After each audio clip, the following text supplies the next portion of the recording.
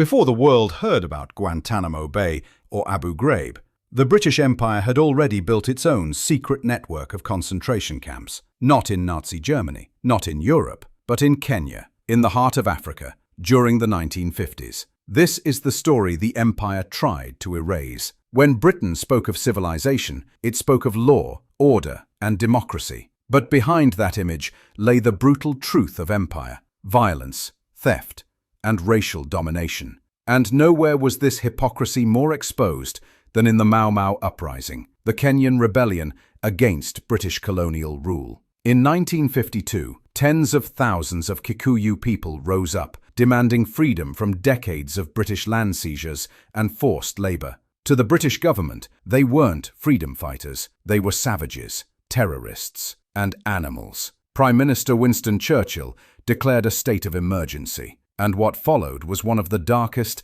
and least known chapters in British history. Over the next 8 years, more than 1.5 million Kenyans were forced into detention camps and fortified villages, part of what the British called the pipeline. The goal was simple: break the will of the Mau Mau and rehabilitate the population. But what really happened was systematic torture, starvation, and murder. Survivors describe being beaten with iron rods, whipped until the skin peeled, forced to dig their own graves, and burned with cigarettes. Women were sexually assaulted, men were castrated or mutilated, and all of it, every act of cruelty, was documented, approved, and covered up by the colonial administration. This wasn't a rogue operation. This was official British policy. Yet when the empire fell, the files vanished. For decades, the British government claimed the archives no longer existed. The crimes were dismissed as isolated incidents.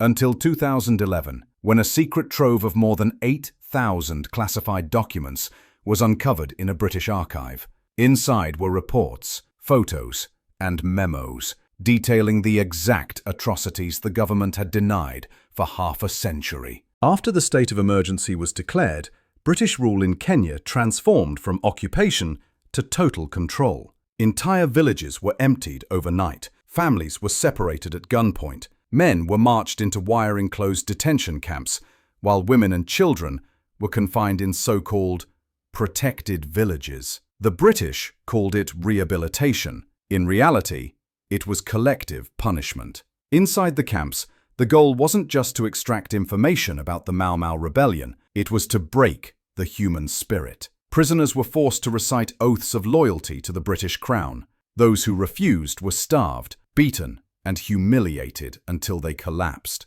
Guards used electric shocks, waterboarding, and mock executions. Many were killed and quietly buried in unmarked graves. For decades, this horror was hidden behind the empire's polished image of order and civilization. British newspapers were forbidden to publish reports from inside the camps, and officials in London dismissed claims of brutality as native exaggerations. The truth was deliberately buried under layers of bureaucracy and propaganda. But even under that silence, whispers began to spread. A few journalists and missionaries, risking their lives, began leaking evidence of the atrocities. They wrote of mass detention, forced labor, and torture methods that mirrored those used by the Nazis less than a decade earlier. And yet, the world still looked away, because to acknowledge these crimes meant questioning the very idea of the benevolent empire. When Kenya finally gained independence in 1963, the new government inherited not just a wounded nation, but an unspoken trauma. The colonial authorities left behind burned villages, broken families, and a landscape littered with memories too painful to speak aloud. Survivors tried to move forward,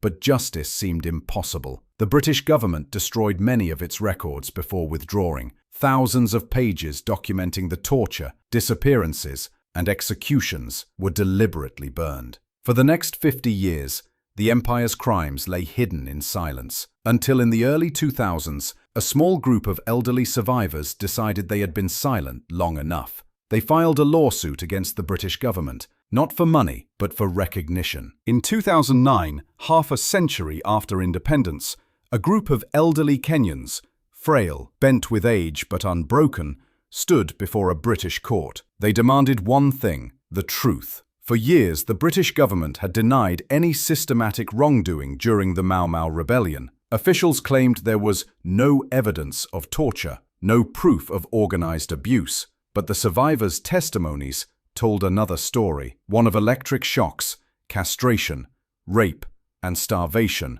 under the Union Jack. At first, the case seemed hopeless. The government's lawyers argued that too much time had passed, that the colonial authorities, not modern Britain, bore responsibility. But then, something extraordinary happened. In 2011, historians uncovered a secret archive hidden deep in a government facility in London. More than 8,000 classified files, the so-called migrated archives, had been quietly smuggled out of Kenya during decolonization.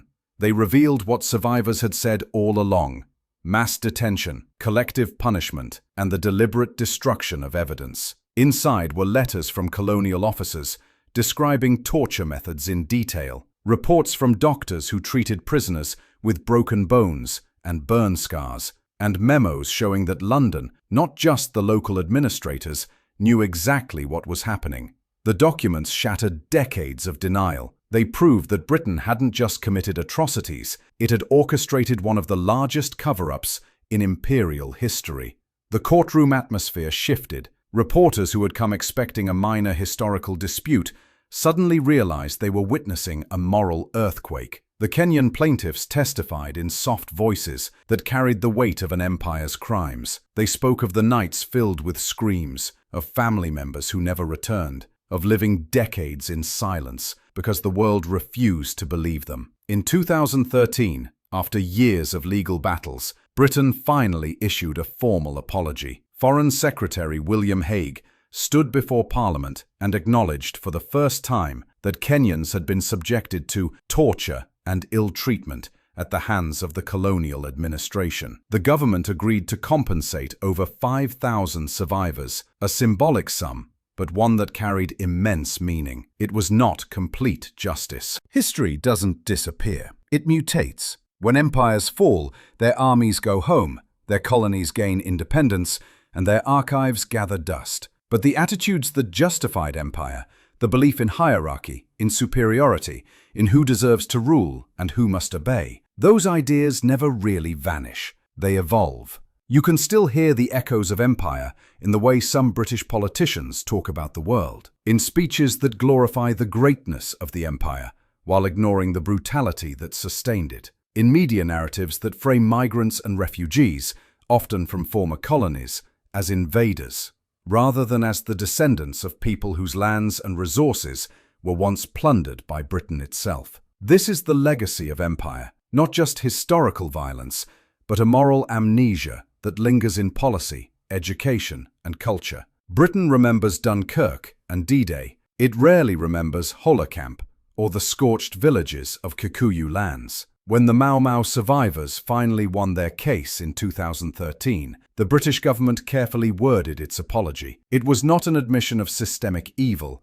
just regret for isolated abuses. Even then, some tabloids framed the victims as opportunists, chasing compensation, refusing to believe their testimonies. That denial is not just historical, it's political. Because acknowledging the crimes of empire means confronting what empire was. Not a civilizing mission, but organized theft, enforced by terror. Today, debates over statues, reparations, and history education are about more than symbols. They're about truth. Whose stories get told, and whose get buried. In London, you can still walk past the statue of Cecil Rhodes or Clive of India without seeing a single word about the blood that built their fortunes. Meanwhile, the descendants of colonized peoples continue to live with the economic and psychological scars of that past. But there's also hope. In Kenya, new generations are documenting survivor testimonies before they fade from living memory. In Britain, young people are pushing schools to teach colonial history honestly, not as nostalgia, but as warning. And online, millions are learning what their textbooks never taught them. Because history, once uncovered, cannot be unlearned. Thank you for watching. Subscribe for more deep dives into the world's incredible histories.